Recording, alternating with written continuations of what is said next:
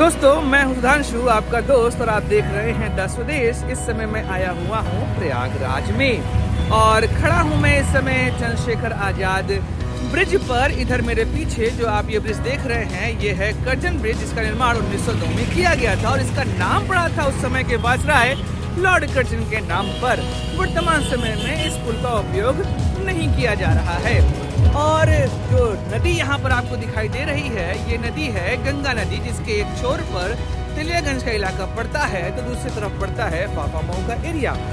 लेकिन आज मैं आपको लेकर चलने वाला हूँ ऐसे दो मंदिरों की तरफ जिसकी कहानी महाभारत काल की भी है और रामायण काल की भी है। जी हाँ, दो मंदिर जिसके विषय में आज मैं आपसे बात करूंगा वो मंदिर हैं पैड़ा महादेव और बड़े हनुमान कहे जाने वाले या लेटे हनुमान कहे जाने वाले, या हम कहें कि भारत के पुराणों में लिखे गए एकमात्र हनुमान जी के मंदिर के विषय की कहानी। जी हाँ, संगम के तट पर चलेंगे और देखेंगे हनुमान जी के उस मंदिर को जिसका इतिहास बहुत ही प्राचीन है। तो चलिए अपनी इस यात्रा को हम लोग शुरू करते हैं।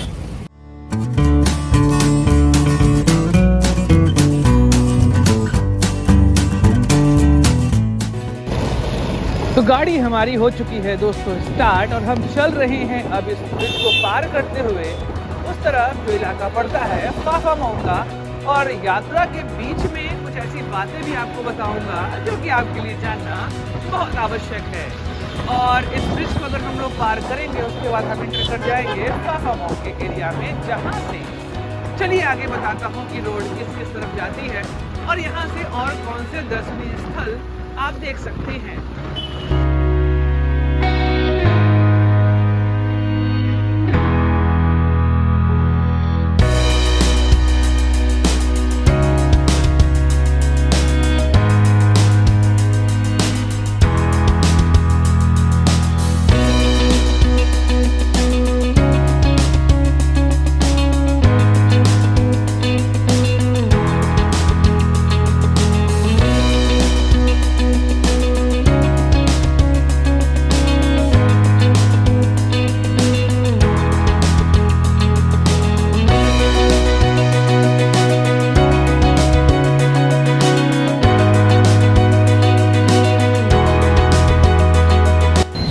तिराहे को आप देख रहे हैं, यहाँ से जो रास्ता जाता है ये जो रास्ता आपके बाएं तरफ जा रहा है ये रास्ता जाता है आपका लखनऊ की तरफ और प्रतापगढ़ की तरफ। यहाँ पर आप 2-3 जिलों को कवर कर सकते हैं। लखनऊ जाएंगे तो आप रायबरेली से होते हुए आप लखनऊ पहुँचेंगे और जो दूसरा रास्ता जाएगा वो प्रतापगढ़ होते हुए सुल्तानपुर से लेकर राम की नगरी अयोध्या तक जाता है। लेकिन जिस रास्ते पर हम चल रहे हैं ये रास्ता लेके जाता है आपको 2 जिलों की ओर और ये 2 जिले आपके पड़ते हैं बनारस के और भदोही के।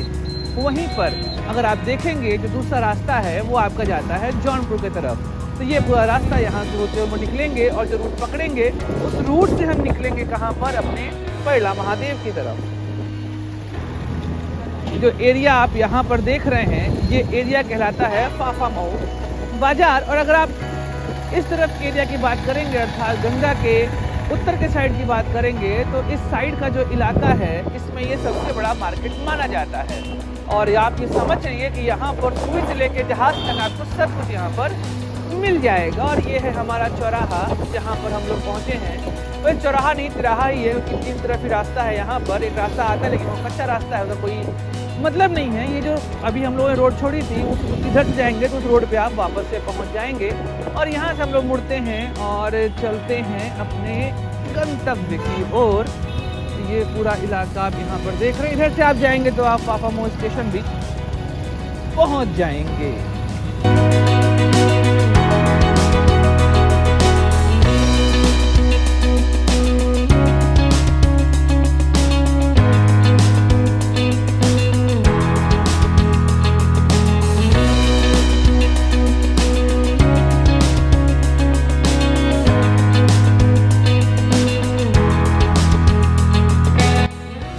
आप ये देख रहे हैं कि रेलवे ट्रैक आपको दिखाई दे रहा है। इस रेलवे ट्रैक में आप लोगों को 3 रास्ते दिखाई दे रहे हैं। एक स्ट्रेट दिखाई दे रहा है, एक लेफ्ट हैंड साइड और एक राइट हैंड साइड दिखाई दे रहा है। जो स्ट्रेट रास्ता है वो आपका प्रतापगढ़ होते हुए जाएगा सुल्तानपुर के एरिया की तरफ। वहीं पर जो आपका लेफ्ट हैंड साइड वाला एरिया है ये भी प्रतापगढ़ के एरिया को टच करेगा, आउटर कुंडा होते हुए निकल जाएगा लखनऊ की तरफ। और जो आपका राइट हैंड साइड का एरिया है वो जाता है आपका बनारस की तरफ, जो सीधे आपको बनारस लेके जाएगा।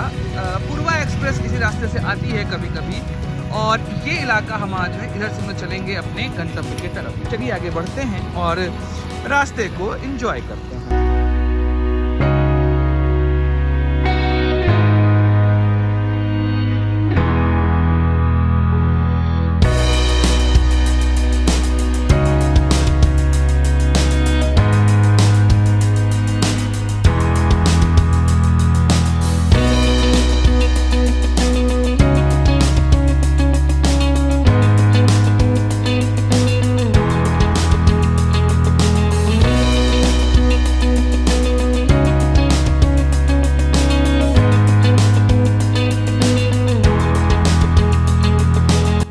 अब आप यहाँ पर मोड़ देख रहे हैं, यहाँ से हमें बाएं साइड मुड़ना है और सीधे रास्ता आपका निकल जाएगा जौनपुर की तरफ और दूसरा इलाका निकल जाएगा आपका बनारस की तरफ, जो भदोही होते हुए आपको बनारस से जाएगा।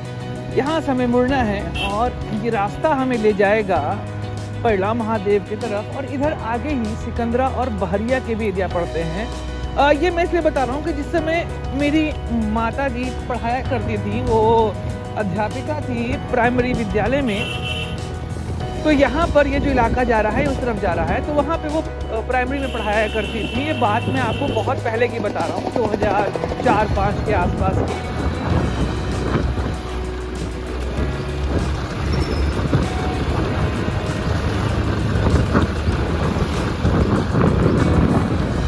अगर आप यहाँ देखेंगे तो इस तरफ अगर आपने बाएं साइड देख रहे होंगे तो बाएं साइड जो है ना, प्रारंभ में यहाँ पर हवाई पट्टी हुआ करता था। जिस समय अच्छा सा कालखंड चल रहा था या उसके बाद भी यहाँ पर हवाई पट्टी हुआ करता था, जहाँ पर प्लेन लैंड किया करते थे। और बाद में इसे कई बार मैंने सुना था कि इसको रिजुविनेट करेंगे और वापस से बनाएंगे, पर ऐसा हुआ नहीं। फिलहाल अगर आप देखेंगे भारत तो प्रयागराज का हवाई अड्डा है वो इस समय झलवा के पास है। पहले यूज़ किया जाता था बमरौली का एरिया, जहाँ पर सेना का जो हवाई अड्डा है उसको प्रयोग करते थे सिविल एविएशन के फॉर्म में। लेकिन प्रेजेंट टाइम में अगर आप देखेंगे तो प्रेजेंट टाइम में सिविल को अलग कर दिया गया है और जो आर्मी वाला है दोनों अलग हो चुका है। तो अब प्रयागराज का अपना हवाई अड्डा है और इस समय वो सेना के हवाई अड्डे का प्रयोग नहीं कर रहा है, जो फिलहाल अभी वर्तमान सरकार के दौरान बना था। 2019 या 20 के आसपास वो बन के कम्प्लीट हुआ और 20 से शायद चालू हुआ है। मैं अभी गया नहीं हूँ उधर, क्योंकि मुझे कभी ऐसा मौका नहीं मिला। मैं जब भी इलाहाबाद से उड़ान भरा हूँ वो हमेशा भरा हूँ मैं सैनिक वाले हवाई अड्डे से। जब से बना है इलाहाबाद वाला अपना, प्रयागराज वाला अपना हवाई अड्डा, तो उसके बाद से अभी तक मैं फिलहाल नहीं गया हूँ, तो मुझे आइडिया नहीं है कि वो कैसा बना है। लेकिन मुझे जाना है, देखने का मौका मिलता है इलाहाबाद आने के लिए जब हवाई अड्डे से आए।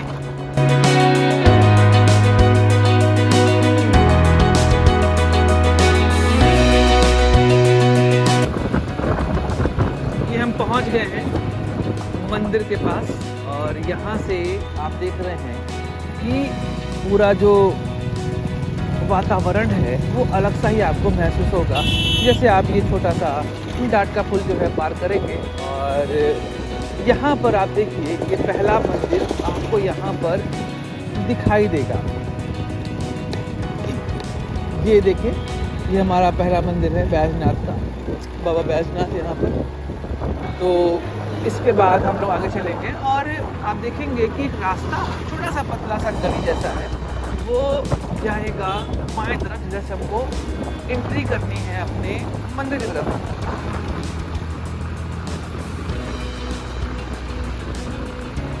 तो यहाँ से हम लोग लेफ्ट हैंड साइड हो लेंगे, बाएं हाथ पे हो लेंगे और मंदिर प्रांगण में प्रवेश करेंगे। पहले ये पूरा खुला हुआ करता था पर बाद में इसे पैक कर दिया गया है और ये काफ़ी अच्छा है।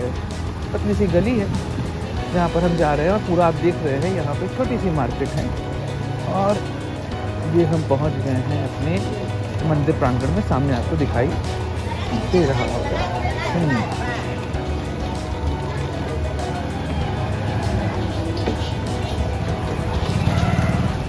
हाँ प्रसाद दे भाई, रुक रुके लगा बताई। अब ठीक है, कहीं और कहीं दी बस चल। हेलमेट रख देते ही एट दे दें और आधा किलो लाल पेड़ा दे दें। हाँ लाल वाला एट ये कर दें।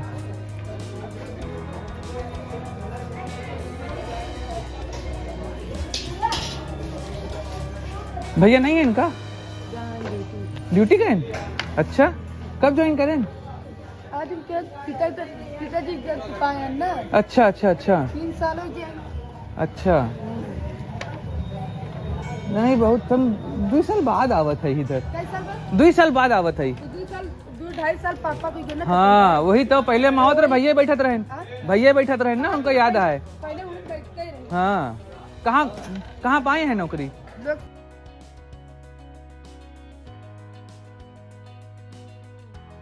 पापा पिताजी कब रहे? हाँ हाँ हाँ। पापा हमारे कब हो रहा? हार्ट पे। अच्छा तो 1 महीना बचा था। हाँ हाँ हाँ। रिटायर होने में। अरे राम रे। रिटायर होने वाले थे, फरवरी खत्म हो गया ना फरवरी का। अरे बाप रे। तो वही भैया मेरे छोटा वाला कल तो छुट्टी रही। कितना हुआ? 140 रुपया 500 दे। छुट्टा नहीं है। अरे अब भाई पन्नियाँ निकाल लें बाद में ले। हाँ भाई अब भाई ले जा, अब मेरा रबड़ निकाल लें, पन्नी निकाल लें। हाँ चढ़ाव एक बार ले ले।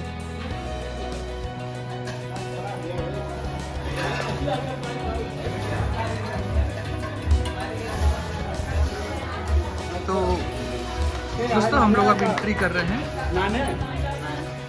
कहानी की बात मैं कर रहा था तो जब जिस समय पांडव जा रहे थे अंग से मगध की तरफ, तब प्रयागराज से होकर वो गुजरे और यहाँ पर भरद्वाज मुनि के कहने पर उन्होंने निर्माण किया इस मंदिर का, यहाँ पे शिवलिंग की स्थापना करी और फिर यहाँ पर उन्होंने क्या किया कि इस बाद में इसी पे मंदिर का निर्माण हो गया।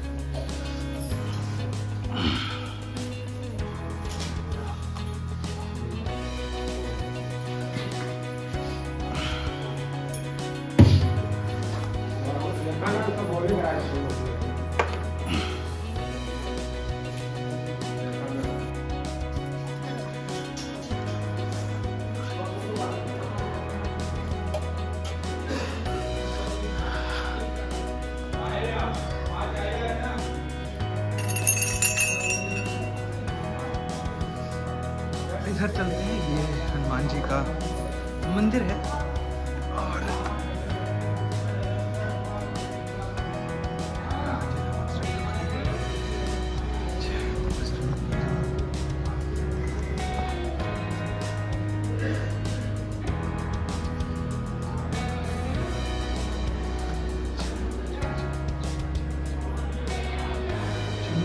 इधर भी होके आते हैं। इधर भी शिवलिंग की स्थापना की गई है, सामने आप देख रहे हैं।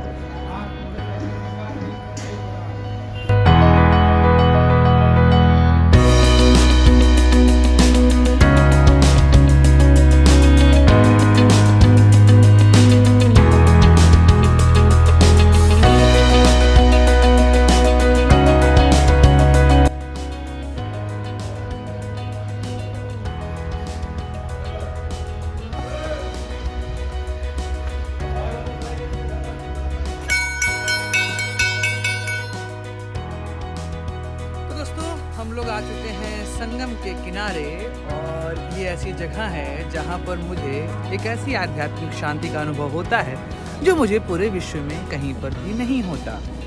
तो गंगा जी के तट पर हम आ चुके हैं और इसी गंगा नदी के किनारे मंदिर है बड़े हनुमान जी का, जिसे हम लेटे हनुमान भी कहते हैं। और इलाहाबाद में अर्थात प्रयागराज में ये मंदिर काफ़ी प्रसिद्ध है। और कथाओं के अनुसार अगर आप चलेंगे तो माना जाता है कि जिस समय लंका विजय करके भगवान राम लौट रहे थे, उसके बाद हनुमान जी की जो तबीयत है वो थोड़ी खराब हो गई। तो ऐसे में सीता माता उनसे बोलती हैं कि गंगा में स्नान करने के बाद वो जाकर आराम करें, और उसी कहानी के तौर पर इस मंदिर का निर्माण किया गया। अगर हम देखें तो इस मंदिर के विषय में जो इतिहास मिलता है वो 800-900 साल पुराना मिलता है, जब इस मंदिर को बनाया गया इस कहानी के अनुसार। और जो ये कथा हमने आपके सामने रखी। एक और कथा का अनुभव मिलता है जिस समय अकबर का शासन प्रयागराज में हुआ करता था और उसने इसका नाम इलाहाबाद रखा। तो ऐसे दौर पे हुआ ये कि उसने हनुमान जी की इस मूर्ति को यहाँ से हटाने का प्रयास किया, क्योंकि उसे जो आप पीछे मेरे किला देख रहे हैं, इस किले को निर्माण करने के लिए वो इसे बनाने का प्रयास जो कर रहा था उसमें इस मूर्ति को हटाना था। लेकिन जब इस मूर्ति को उसने हटाने का प्रयास किया तो ये मूर्ति यहाँ से हिली भी नहीं, इंच भर भी वो इसको हिला नहीं पाया। तो ऐसे कंडीशन में बाद में उसने इस मंदिर में पूजा अर्चना प्रारंभ की और तब जाके अकबर का ये किला कंप्लीट होता है। एक और कथा के अनुसार हम लोग यहाँ देखें तो ये माना जाता है कि जब कलयुग का आगमन हो चुका था तो ऐसे आगमन के दौरान माया जो है वो अपना बहुत ज़्यादा प्रभाव फैला रही थी, लेकिन हनुमान से उसको डर लग रहा था। तो ऐसे में हनुमान गंगा में स्नान करके थोड़ा आराम करने का प्रयास करते हैं और तब माया अपना ये पूरा व्यू जो है वो रचती है। तो ऐसे में सूर्य बोलते हैं कि जब तक हनुमान हैं तुम्हारे प्रभाव को वो हमेशा खत्म करने का प्रयास करेंगे, इसलिए कलयुग में एकमात्र जीवित भगवान जो हैं वो हनुमान ही माने जाते हैं। पुराणों की बात करें तो पुराण में भी इस मंदिर का हमें वर्णन मिलता है। इसके बाद कई और जगह पर हनुमान जी की लेटी हुई मूर्तियां बनाई गईं, लेकिन अगर हम बात करें सिद्ध की तो भगवान हनुमान का यह जो मंदिर है यह पूर्ण रूपेण सिद्ध है। और ये कहा जाता है कि जब अगर आपने गंगा में स्नान करने के बाद इस मंदिर के दर्शन नहीं किए तो आपको संपूर्ण पुण्य की प्राप्ति नहीं होगी। तो ऐसे में हम अभी गंगा दर्शन करते हैं और उसके बाद चलेंगे हनुमान जी के इस मंदिर पर, वहां पर भी मैं आपको दिखाऊंगा इसके बारे में।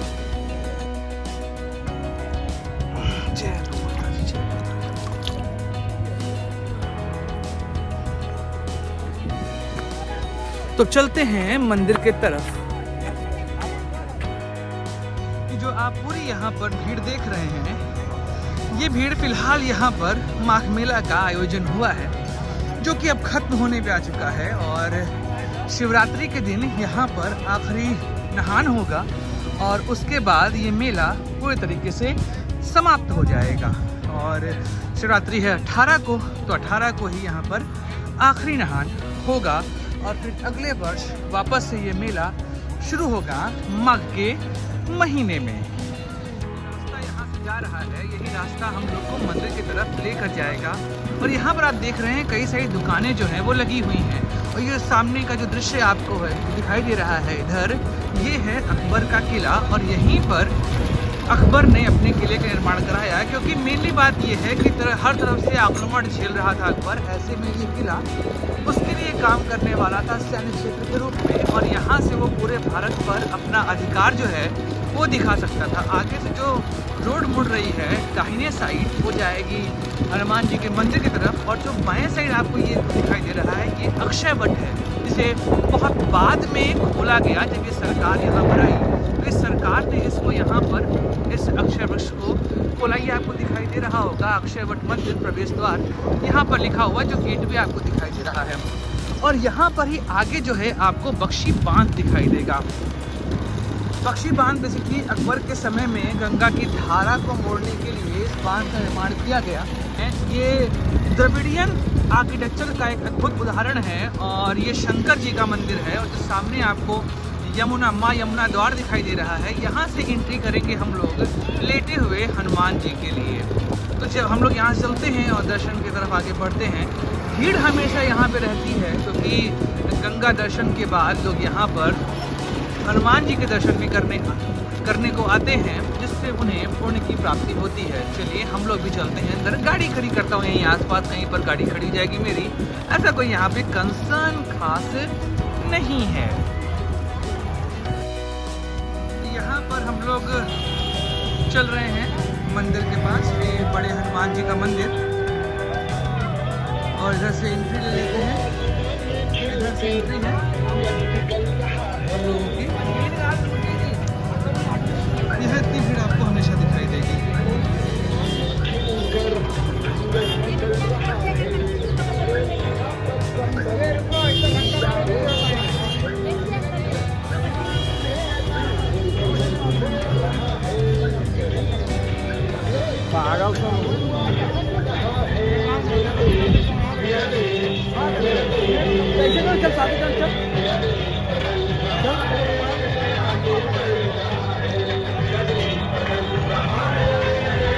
देश बदल रहा है और आगे बढ़ रहा है, ऐसे हम बढ़ रहे हैं अपने मंदिर के प्रांगण में। हमारी हो चुकी है एंट्री और यहाँ पर आपको हर तरह की दुकानें देखने को मिलेंगी। और यही आगे किला में यहाँ से बोल रहा हूँ।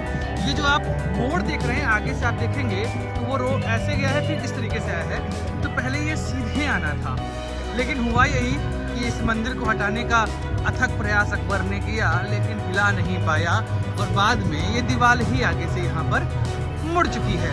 ये हम लोग एंट्री कर रहे हैं अपने मंदिर प्रांगण में, और इसके अंदर अलाउड नहीं है एक्चुअली। फ़ोन ले जाना है तो मैं अंदर दर्शन की प्रक्रिया नहीं दिखा पाऊँगा आप लोग को, लेकिन फिर भी स्नैप्स कुछ आपको दिखा दूँगा मैं यहाँ पर। चलिए अंदर चलते हैं हम लोग। भैया यहाँ पे आप देख रहे हैं कि भीड़ कितनी ज़्यादा है। पूरा एरिया यहाँ पर रेस द्वार है और हम लोग उस साइड से निकलेंगे इसमें, ठीक है।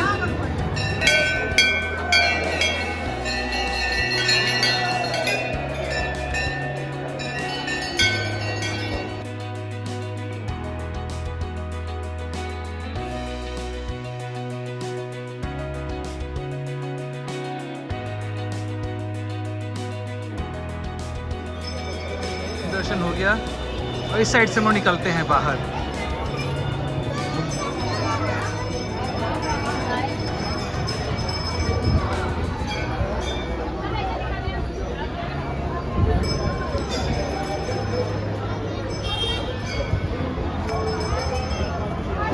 इधर ये राम जानकी मंदिर है।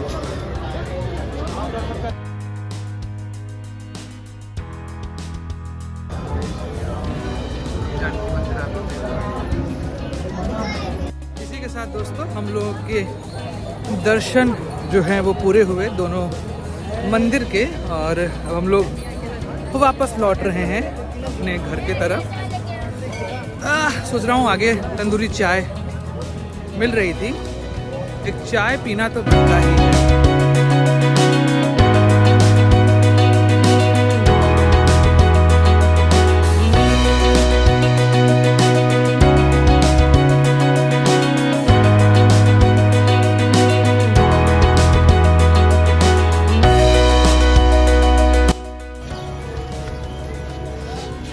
भैया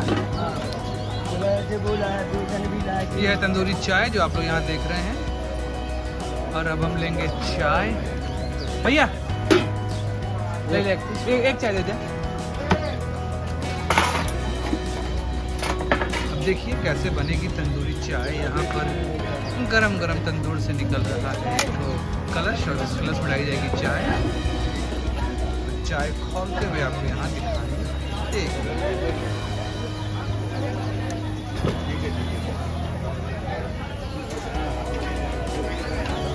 ये है तंदूरी चाय।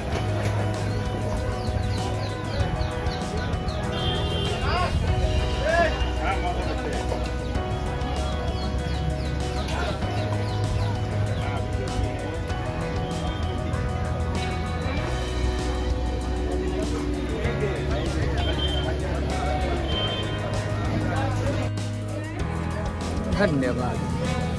ये है हमारी तंदूरी चाय और इसी के साथ हमारा आज की यात्रा का वीडियो होता है समाप्त। मिलेंगे अगले एपिसोड में, तब तक जय श्री राम।